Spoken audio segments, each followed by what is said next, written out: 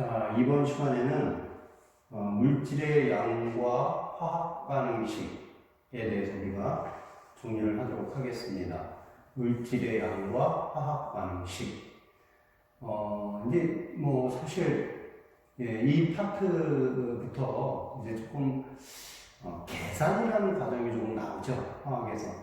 그래서 조금 학생들이 좀 어려워하는 그런 파트이기도 합니다. 그리고 또 이제 이 부분이 어떻게 보면 화학을 하는 그 사람 혹은 화학을 공부하는 경우 이런 데 있어서 가장 기본이 되는 그런 내용들이에요. 그러니까 뭐 앞으로 화학을 계속 공부해 나가고자 한다면 또 화학 공부를 출발하는 이 시점에서 이 오늘 배우는 이 내용들은 정말 기본이 된 그런 내용이 됩니다. 그래서 오늘 이 부분을 여러분들이 잘 이해하고 또 잘 적용할 수 있도록 여러분들이 충분히 연습이 돼야 할 것 같습니다. 선생님 설명을 잘 듣고 또 집중해서 이해하기 위해 노력하고 생각하고 그렇게 여러분들이 수업을 들어야 하겠습니다. 그냥 아무 생각 없이 이렇게 듣고 있으면 자신에게 좀 얻어지는 것이 별로 없어요. 그래서 선생님의 수업을 잘 집중해서 듣고 또 적을 건 적고 머릿속으로 계속 생각하고 이러면서 여러분들이 수업을 듣기 바랍니다. 우리 교재 여러분들에게 나눠준 교재는 18페이지가 되겠습니다. 거기 첫 번째 이제 나오는 내용이 몰이라는 것이 나오죠. 몰.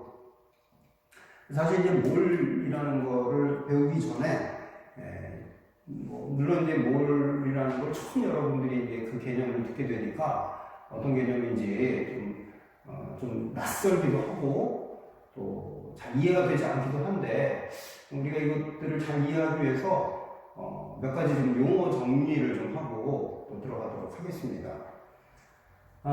거기 첫 번째 보면 이제 화학식량이 나옵니다. 우리 지난 시간에도 선생님이 잠깐 그 화학식량에 대해서 언급하기는 했었어요.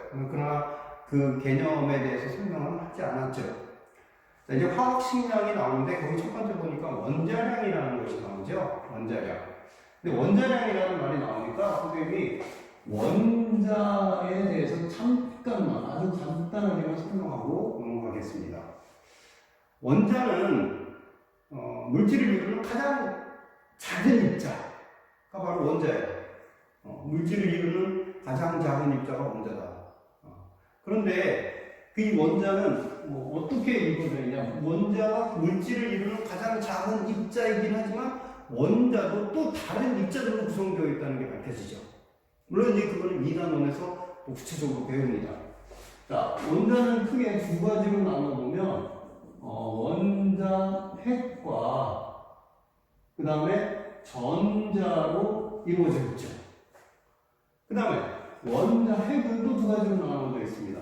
원자 핵은 양성자와 중성자로 이렇게 나눠져 있습니다. 그래서 크게 세 가지로 구별을 하면 양성자, 중성자, 전자 이 세 가지로 원자가 이루어져 있다.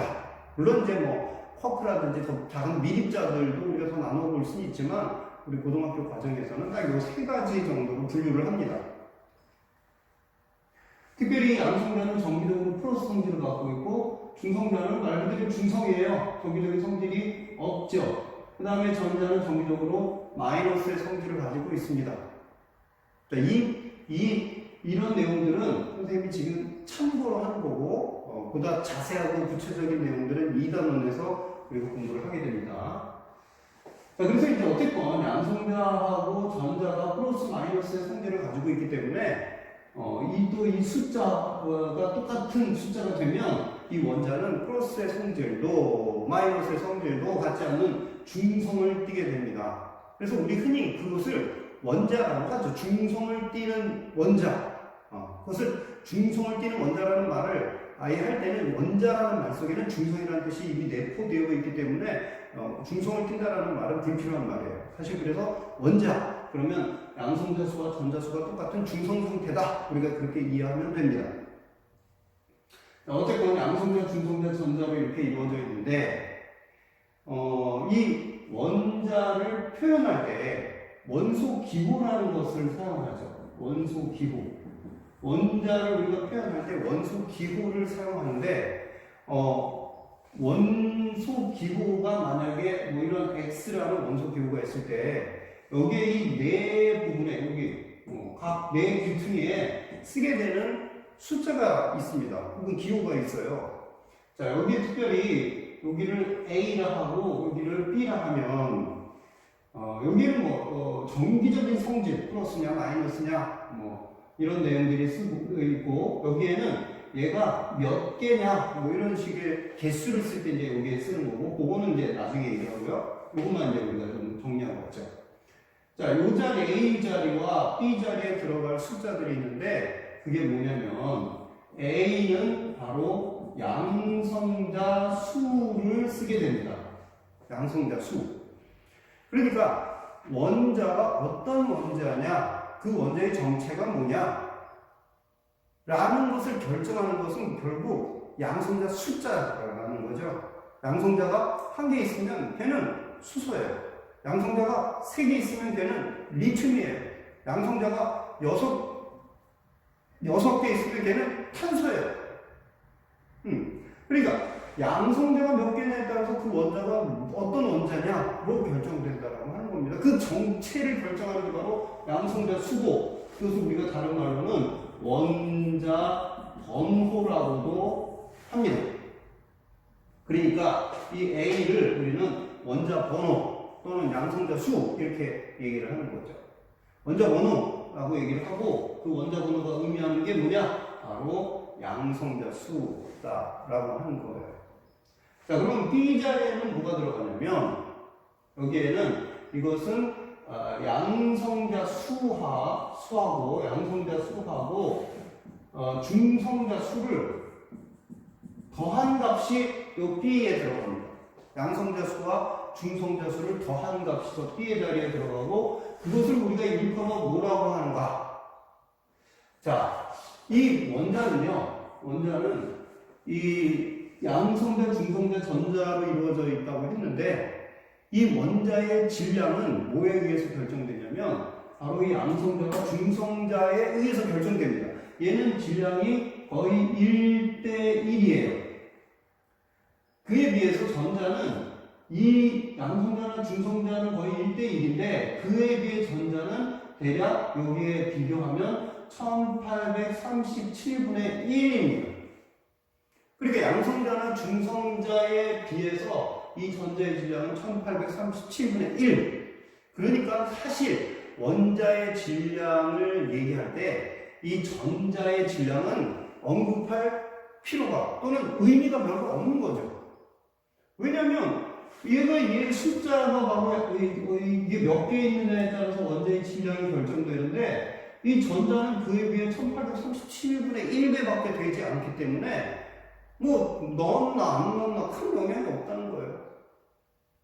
그래서 아예 원자의 질량을 얘기할 때는 양성자와 중성자의 숫자로만 얘기하지 전자의 숫자는 거기에 포함시키지 않습니다.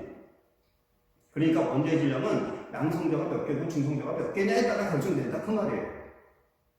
그래서 여기에 양성자 수와 중성자 수의 합이 B 자리에 적히게 되는데 이것을 뭐라고 얘기하냐면 바로 질량수라고 얘기를 한다는 겁니다.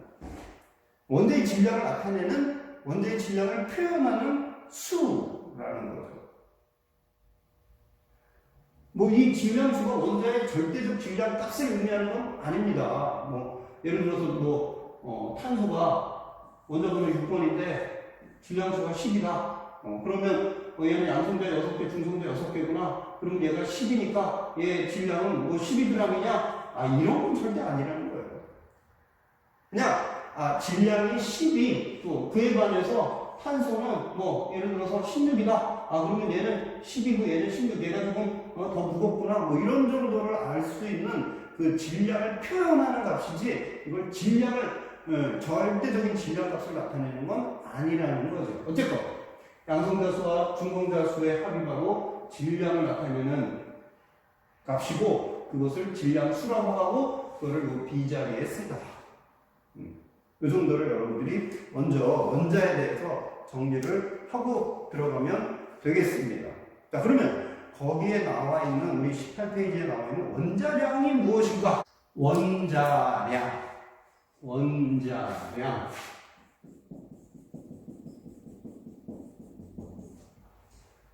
선생님이 지난 시간에도 얘기했지만 화학은요 모든 학문이 다 그럴 거예요. 어디서 출발한다? 용어의 정의에서 출발한다. 정의. 응? 항상 여러분들이 뭐 어떤 과목이든지 그걸 잘하고 싶으면 항상 출발은 용어의 정의에서 출발합니다. 용어의 정의. 용어를 그 용어의 개념을 정확하게 이해하는 데서 출발합니다. 그러니까 대충 기억해서는 안 되고 정확하게 그 용어의 뜻, 의미에 대해서 여러분들이 이해를 하고 넘어가야 된다. 이런 얘기죠. 자, 원자량이라고 하는 건 뭐냐? 원자량.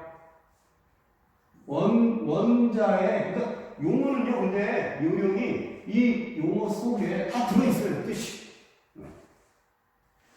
자, 원자량이다. 그러면 뭐냐면, 원자의 량이다. 량은 뭘 의미하는 걸까요? 량. 질량이죠, 질량. 원자의 질량이다. 근데 이 원자량이라고 하는 거는 원자의 질량인데, 무슨 질량이냐, 여기 세 글자가 들어가거든요. 세 글자. 이게 볼까요? 상대적. 원자의 상대적 질량이다. 이 원자량이라는 이 용어의 핵심은 바로 여기 이 상대적이라는 말에 있습니다. 상대적. 자, 여러분들이 이 상대적이라는 말을 잘 기억해야 돼요. 잘 이해해야 돼요. 자, 상대적이라는 말 속에는요, 두 가지의 의미가 내포되어 있어요. 뭐냐? 있다, 없다. 상대적이라는 말 속에는 두 가지의 의미가 내포되어 있다. 뭐가 있다, 뭐가 없다. 이 두 가지의 의미가 내포되어 있다는 거예요. 뭐가 있을까요? 상대적이라는 말. 상대적이라는 말에는 뭐가 있다. 그 다음에 뭐가 없다. 자, 예를 들어서 우리가 두 사람이 앉아 있는데 제 몸무게는 제에 비해서 한 1.5배로 무거워. 이렇게 얘기했을 때 상대적인 값을 얘기하는, 상대적인 무게를 얘기한 거죠. 비교를 했단 말이에요. 이때 비교를 했을 때, 쟤는 제 몸무게보다 1.5배가 무거워 라고 했을 때 뭐가 있었어야 되는 거예요? 비교를 하려면 비교 대상이 있는 거죠. 다시 말하면 비교 대상, 기준이 있다는 거예요. 기준이 존재한다는 거예요. 그러면 없다는 것은 뭐가 없다는 걸까요? 상대적인 값이라는 얘기를 했을 때 없다 그러면 뭐가 없는 걸까요? 자, 얘는 제에 비해서 1.5배가 무거워 라고 했을 때 그 몸무게가 몇 킬로그램이야 라고 단위를 얘기할 수 있나요? 몇 배, 1.5배 라고 얘기를 하지만 그 질량 가운데 단위를 쓸 수는 없는 거잖아요. 자, 상대적인 값에는, 그래서 상대적인 질량에는 뭐가 없냐면 단위를 쓸 수가 없다라는 겁니다. 그래서 이 원자량의 추세는 원자의 질량이에요. 원자의 질량인데 무슨 질량이냐? 상대적 질량이다. 상대적 질량이라는 말에는, 상대적이라는 말에는 두 가지 의미가 내포되어 있는데 기준이 있고 그 다음 단위가 없다라는 의미가 내포되어 있다는 겁니다. 그러면 여기서 기준이 뭐냐? 기준이 있어야 되겠죠. 원자량은 상대적인 질량이다 그랬어요. 원자량은 어떤 기준이 있는데 그 원자에 비해서 얼마나 무겁냐, 얼마나 가볍냐로 정하는 것이 원자량이다라고 하는 거예요. 그런데 그러려면 어떤 원자에 비해서 얼마나 무겁고 얼마나 가볍냐라는 걸 정하려면 뭐가 있어야 돼요? 기준이 있어야 돼요. 자, 그 기준이 누구냐? 바로 탄소예요. 탄소. 선생님이 지난 시간에 탄소화합물을 했잖아요. 탄소화합물이 왜 중요하냐? 이 세상을 이루고 있는 많은 물질들이, 또 우리 몸을 이루고 있는 물질들이 바로 탄소화합물이라고 하는 거예요. 탄소를 중심으로 해서 그 주변에 수소, 산소, 질소, 플로린, 염소 뭐 이런 것들이 다 결합되어 있을 때 그 어떤 결합 형태나 결합하고 있는 원소의 종류 또는 원자의 개수에 따라서 그 물질의 성질, 그 물질의 종류가 달라지게 된다는 거죠. 그래서 탄소가 기준이 되는데 얘 원자번호 6. 근데 어떤 탄소냐? 질량수 12. 즉 양성자 6개, 중성자 6개를 가진 탄소를 얼마로 나누냐면 12.00으로 놓고 얘에 비해서 어떤 원자가 얼마나 무겁냐, 얼마나 가볍냐를 가지고 결정을 했다. 그 원자의 질량을 결정을 했다. 그것이 바로 뭐냐? 원자량이라고 하는 거죠. 자, 예를 들어서 수소가 있습니다. 수소. 자, 여기 양팔점을 이렇게 놔두고요. 여기 탄소를 하나 놔둬요. 그리고 여기 수소를 놔뒀어요. 그랬더니 수소를 놔뒀더니 둘, 셋, 넷, 다섯, 여섯, 일곱, 여덟, 아홉, 열, 12개가 올라가니까 딱 수평을 이루었대요. 응? 탄소 하나를 올려놓고 여기에는 수소를 올려놨는데 12개가 올라가니까 수평을 이루더라 이거예요. 자, 그러면 수소의 원자량은 얼마겠냐 이렇게 물어보는 거죠. 한번 해결을 해봅시다. 탄소의 원자량하고 지금 이게 수평을 이루었다는 얘기는요, 이 얘기잖아요. 하고 탄소의 개수하고의 곱이 수소의 원자량과 수소의 개수와, 자, 그래서 탄소의 원자량과 탄소의 개수 곱과 수소의 원자량과 수소의 개수의 곱이 똑같다. 자, 그런데 탄소의 원자량을 얼마로 놨냐면 12라고 놨다. 그 12에다가 얘가 하나가 있다. 근데 얘의 원자량은 몰라요. 앞으로 우리 원자량을 기호로 M이라고 합시다. M. 그래서 H의 원자량 곱하기 H의 개수 하면 얘가 12개가 있다. 그러면 H의 원자량은 얼마냐? 12분의 1 곱하기 12죠. 무슨 말이냐? 탄소의 원자량의 12분의 1배다 이거예요. 12분의 1배. 그래서 얼마냐? 수소의 원자량은 1이구나 라는 걸 알 수 있다는 거죠. 자, 그러면 여러분들은 우리 18페이지에 그 수소에 관해서 선생님이 지금 빈칸을 다 채워준 겁니다. 그러면 여러분들은 오른쪽에 산소의 원자량을 정하는 과정의 그 빈칸을 여러분들이 한번 채워보세요. 자, 화면 정지를 하고 지금부터 그것을 채우겠습니다. 이런 얘기죠?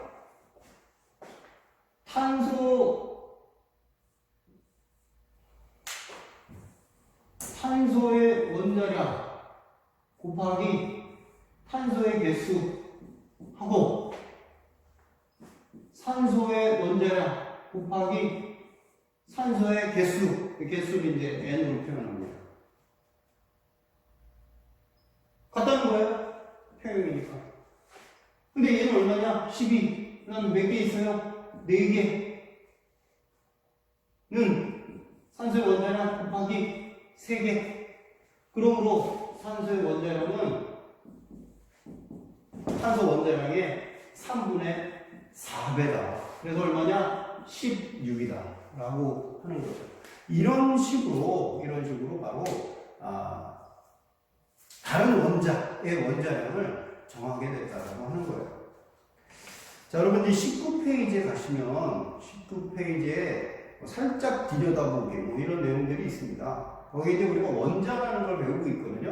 원자라는 걸 배우고 있으니까, 원자의 정의가 뭐냐, 또 그러면 왜 원자의 정의를 또 배우고 나니까 또 원자란 말도 있는데 분자라는 말도 있어서 그럼 분자의 정의는 뭐냐 뭐 이런 내용들이 거기에 좀 정리가 되겠죠. 또 분자 하다 보니까 또 뭐 이온이라는 것도 있는데 그럼 뭐 이온은 뭐냐 그래서 원자, 분자, 이온 이런 뜻들이 무엇인지에 대해서 거기 좀 정리를 해놨습니다. 원자는 거기 나와 있는 대로 물질을 구성하는 기본적인 입자고 원자, 핵과 전자로 구성되어 있다. 아까 다 설명했습니다. 그 다음에 공유결합에 의해 형성되고 독립적으로 존재할 수 있는 어떤 물질의 기본 단위체. 이게 뭐냐? 거기다가 좀 써주세요. 공유결합에 의해 형성되고 독립적으로 존재할 수 있는 어떤 물질의 기본 구성 단위체다. 이게 뭘까요? 분자. 자, 이 분자의 개념은 물론 이제 지금 이렇게 정의를 내렸습니다. 근데 분자의 개념은 나중에 또 더 정확하게 나와요. 왜? 여기 뭐가 있어요? 공유결합이라는 말이 있죠? 그러면 분자는 우리가 어디서 배울까요? 3단원에서 배우겠죠? 왜? 3단원은 제목이 화학결합과 분자이식이잖아요. 그래서 분자에 대해서는 3단원에 정확하게 배웁니다. 근데 이제 우리가 원자라는 말이 있으니까 또 분자라는 말도 궁금해. 그래서 이제 분자가 뭐냐? 여기에 대해서 좀 정리를 했고요.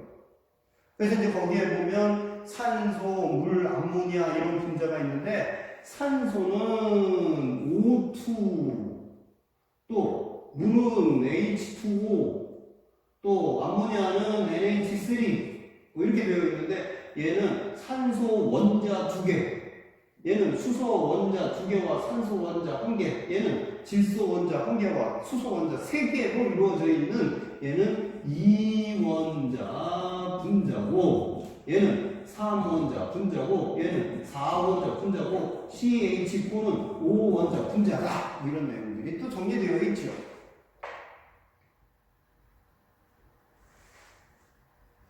여기 또 이온이라는 게 있는데요. 이온은 아까 또 잠깐 선생님 설명했습니다. 양성자와 전자 개수가 원자는 같아요. 기본적으로 같아요. 같다는 얘기 할 필요가 없이 걔는 같아요. 원자는. 같지 않으면 원자라고 하지 않아요. 왜? 같지 않으면 걔는 원자를 하지 않고 뭐라고 부르기 때문에 이온이라고 부르기 때문에. 네. 이온은 뭐냐? 양성자하고 전자하고 원래 숫자가 같아야 이것이 바로 원자다. 그런데 이게 같지 않아질 때부터 얘를 뭐라고 부르느냐? 바로 이온이라고 부르게 된다. 두 가지가 있겠죠? 양성자 수가 많으면 전자가 빠져나가요. 그래서 양성자 수가 많으면 양이온.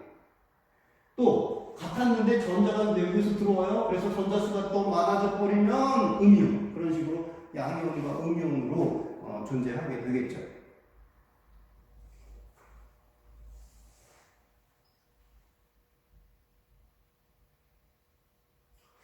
그 다음에 여기다가 선생님이 한 가지 용어를 조금 더 추가해서 설명하고 싶어요. 뭐냐면 원소라는 말이 있단 말이죠. 원소. 여기에 준비 교재에는 없습니다. 원소. 우리가 원자라는 말도 쓰고 원소라는 말도 쓰는데 원자와 원소는 어떤 차이가 있는가? 자, 원자는요. 입자의 입자. 말 그대로 입자. 가장 기본 입자. 물질을 구성하는 가장 기본적인 입자. 그게 바로 원자예요. 그럼 원소는 뭐냐? 원소. 이 원소는 성분을 뜻합니다. 성분. 어떤 물질을 이루는 성분의 관점이 있을 때는, 성분의 관심이 있을 때는, 성분의 초점이 있을 때는 원소라는 말을 쓰고요. 입자에 관심이 있고 입자의 관점이 있을 때는, 입자의 초점이 있을 때는 원자라는 말을 씁니다. 무슨 말인지 잘 모를 것 같아서 한 번 더 설명을 해보면요. 예를 들어서 여기 썼던 H2O가 있잖아요. 자, 이 H2O의 원자와 H2O의 원소를 한번 구별해서 우리가 정리를 해봅시다. H2O의 원자는, 우리 H2O 원자 어떻게 돼 있니? 라고 물어보면 뭐라고 얘기해야 할까요? 이렇게 얘기해야 되겠죠? H2O는 H라는 원자 2개와 그 다음에 산소라는 산소 원자 1개로 이루어진 3원자 분자야. 이렇게 얘기를 하죠. 그러면 H2O의 원소는 어떻게 되어 있어? 라고 하면 이렇게 얘기를 해요. 성분에 관심이 있는 거니까, 수소 원소와 산소 원소의 2가지 원소로 이루어진 분자야. 이렇게 얘기를 하는 거예요. 이해가죠? H2O를 얘기했을 때 예를 들어서 원자로 물어보면 각 원자가 몇 개니라고 답이 나오고요. 그 다음에 원소를 물어보면 원소, H원소, O원소 몇 가지니 이렇게 답이 나온다고. 관점에 따라 우리가 사용하는 용어가 달라진다. 그 얘기예요. 자, 이 설명을 하다 보니까 한 가지가 조금 더 생각나서 설명을 더 하고 싶은데 뭐냐면 여기 이거 같이 H원소, O원소, 수소원소, 산소원소 이렇게 2가지 이상의 원소로 이루어진 물질, 2가지 이상의 원소로 이루어진 하나의 물질, 이걸 뭐라고 할까?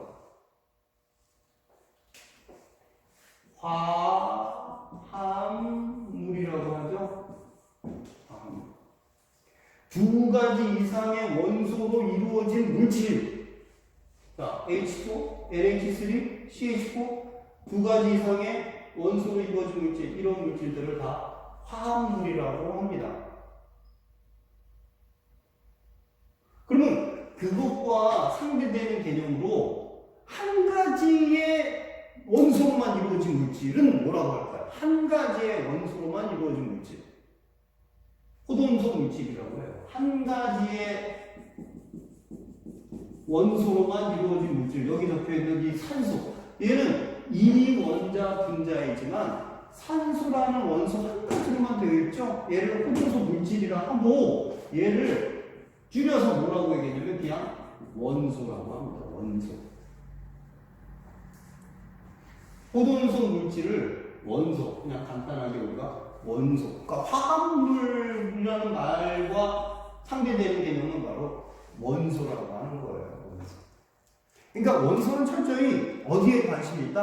성분에 관심이 있다. 질량이 크냐 작으냐, 부피가 크냐 작으냐, 그건 상관하지 않는다는 거예요. 여기 보시면 하나는 철덩어리가 있는데 그게 순수한 철이다. 그게 원소예요. 성분의 관점에서 얘기했을 때 걔는 원소가 맞아요.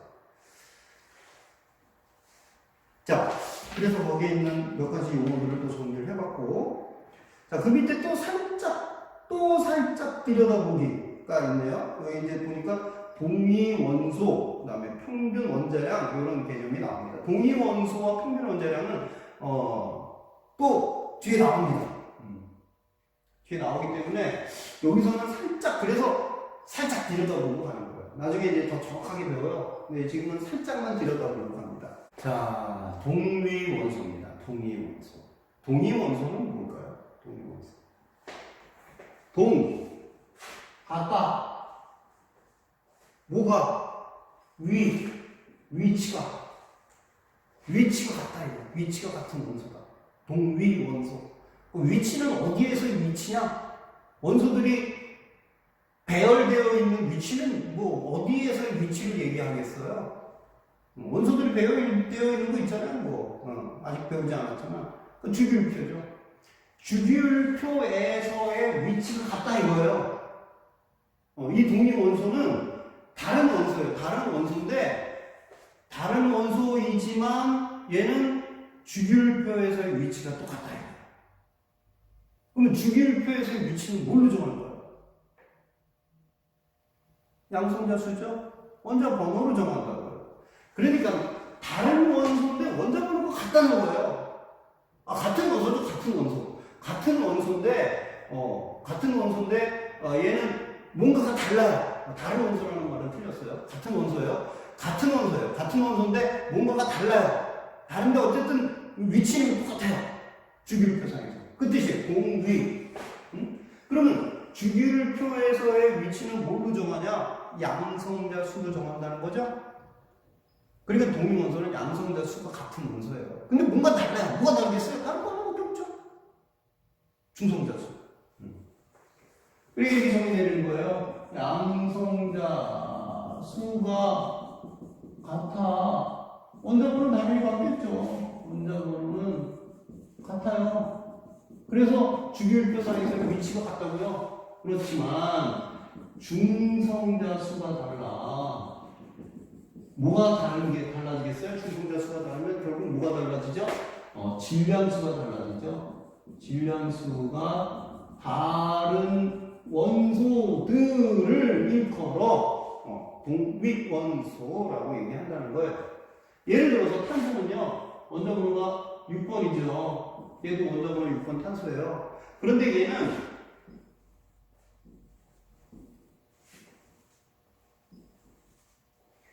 양성자 수가 둘 다 6개나 똑같은 탄소예요.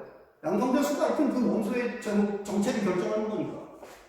자, 그런데 얘는 중성자 수가 얘는 6개고 얘는 7개예요. 그러면 질량수가 어떻게 되겠어요? 질량수가. 얘는 10이고 얘는 13이 되겠죠? 12, 13 이렇게 된다 이 말이죠. 자, 이랬을 때 그러면 탄소의 원자량은 얼마냐? 탄소의 원자량. 질량수는 12짜리, 13짜리가 있어요. 그러면 탄소의 질량수는 12도 있고 13도 있는데 그러면 탄소의 원자량, 우리가 흔히 얘기하는 탄소의 상대적 질량은 얼마냐? 12, 그 질량수 12는 12.00이죠, 원자량이. 근데 보편적으로 탄소라고 얘기하면 얘도 탄소고 얘도 탄소니까 탄소의 원자량을 얘기할 때는 얘와 얘의 평균값으로 얘기한다는 거예요. 얼마일까요? 자, 12와 13이 있으니까 아하, 탄소의 평균 원자량은 12.5 이렇게 얘기했어요. 자, 그러면 어떤 문제가 생기냐면 얘가 지금 몇 퍼센트가 있냐면 98.89%가 존재해요. 얘는 1.11%가 존재해요. 그러니까 대부분은 얘고 아주 극소량으로 얘가 존재한단 말이죠. 그런데 야, 탄소 평균 원자량이 얼마니? 12하고 13짜리 있으니까 공평하게 12.5야 라고 얘기해버리면 누가 억울하겠어요? 그렇죠. 그러니까 억울하겠죠? 왜? 대부분 10인데 13, 1.1% 있는 거 가지고 이 존재한다고 해서 이거 딱 중간값이 12.5라고 얘기하면 12짜리가 억울하다 이거예요. 그래서 평균 원자량이라고 하는 거는요, 반드시 얘들의 존재 비가 고려된 값입니다. 존재 비가 고려된 값. 어떻게 계산할까요, 그러면? 어떻게 계산해야 존재 비가 반영이 돼서 계산될까요? 이렇게 하면 되죠? 12 곱하기 제 98.89야. 98.89 곱하기 더하기 13 곱하기 100분의 1.11 이렇게 하면 되겠죠? 그러니까 98.89%야. 그 이제 숫자로 이렇게 계산해 준 거예요. 1.11%야. 그 숫자로 이렇게 계산해 준 거예요. 그래서 대략 12.1, 011 뭐 이렇게 나와 라고 하는 게 바로 평균 원자량이 되겠습니다. 원자량 질량수 비슷하죠? 같진 않아요? 왜냐하면 질량수는 반드시 정수예요. 얘는 이렇게 나와요. 평균 원자, 우리가 보편적으로 원자량은 평균값으로 얘기하기 때문에. 질량수는 양성자와 중성자 수의 합이기 때문에 얘는 뭐 1.1, 뭐 2.2 이렇게 나올 수가 없어요. 양성자 수와 중성자 수가 뭐 한 개 아니면 두 개 이렇게 정수계로 나가는 거지 뭐 1.1개 있다든지 뭐 2.3개 있다 이런 경우는 없으니까. 그래서 항상 정수로 나오지만 원자량은 평균 원자량을 얘기하기 때문에 보통 소수로도 나올 수 있다는 거예요. 그리고 또 원자량은 상대적인 질량이에요. 그래서 이 질량수의 그러니까 탄소 12짜리를 12로 놨기 때문에 원자량과 질량수가 이제 근사하게 가는 거긴 해요. 하지만 얘가 똑같은 건 아니다라고 하는 거죠. 이렇게 표현하기보다는 똑같은 건 아니다라고 하는 거죠. 근사하긴 하지만 똑같은 건 아니다. 왜? 상대적인 질량이기 때문에 꼭 얘가 질량수가 예를 들어 양성자 6개, 중성자 5개 다시 양성자 3개, 중성자 3개, 6개가 있다고 해서 꼭 탄소의 절반이냐? 그래서 걔가 꼭 원자량이 그래서 질량수가 6이라고 해서 원자량이 꼭 6이 되느냐? 그건 아니라는 거예요. 약간 아주 근소한 차이가 날 수 있다는 거죠. 뭐 그건 왜 그러냐? 거기에 대해서까지는 뭐 알 필요는 없습니다. 네. 양성자가 이렇게 뭉치면서 조금씩 에너지가 이렇게 빠져나가기도 해요. 그런 뭐 여러 가지 이유들이 있어서 그런 건데 어쨌건 즉 원자량과 질량수에는 근사하다. 하지만 똑같지 않다라고 하는 거 여러분들이 개념을 이해하는 차원에서 조금 잘 이해해 주기 바랍니다. 자, 그 다음 20페이지 가시면 원자량이라고 하는 걸 우리가 이제 배웠어요. 원자량에 대해서 여러분들이 잘 이해를 하시겠죠? 자, 이 원자들이 분자를 이루게 될 때 우리가 이 분자를 이루는 원자들의 원자량의 합을 이용해서 분자량이라고 하는 것을 또 계산할 수가 있어요. 별다른 거 없죠. 네. 분자량이 뭐냐? 분자를 이루는 원자들의 원자량의 합이 바로 분자량이다. 그거야. 뭐 어려운 건 없어요. 그러니까 원자들이 분자를 이룰 때 그 원자들의 원자량의 합을 분자량이라고 한다. 그러니까 우리 지난번에 이 화학식을 배웠잖아요. 화학식. 그 화학식을 이루는 각 원자들의 원자량의 합이 바로 뭐겠어요? 화학식량이 되는 거예요. 화학식량. 정리 한번 할게요. 화학식이라는 걸 배웠어요. 자, 뭐 이 화학식에는 5가지가 있었잖아요. 그 중에서 우리가 그 원자량, 분자량 얘기를 하고 있으니까 특히 여기에 이제 적용되는 거는 2가지만 우리가 알면 돼요. 분자식이라는 게 있었고요. 그 다음에 실험식이라는 게 있었단 말이에요. 자, 이때 분자식이 있을 때 이 분자식을 이루는 원자들이 있겠죠? 원자들이 모여서 분자를 이루겠죠? 원자들의 원자량 합이 뭐냐? 분자식을 이루는 원자들의 원자량의 합! 그것을 뭐라고 한다? 그것을 바로 분자량이라고 한다. 이 말이에요. 식자를 빼고 량을 붙였다는 거예요. 그럼 마찬가지로 실험식이 있을 때 그 실험식을 이루는 원자들의 원자량의 합이 존재할 텐데 그걸 뭐라고 하느냐? 이거는 식자를 지우지 않고 그냥 양자를 붙여서 실험식 양이다 이렇게 얘기를 한다고.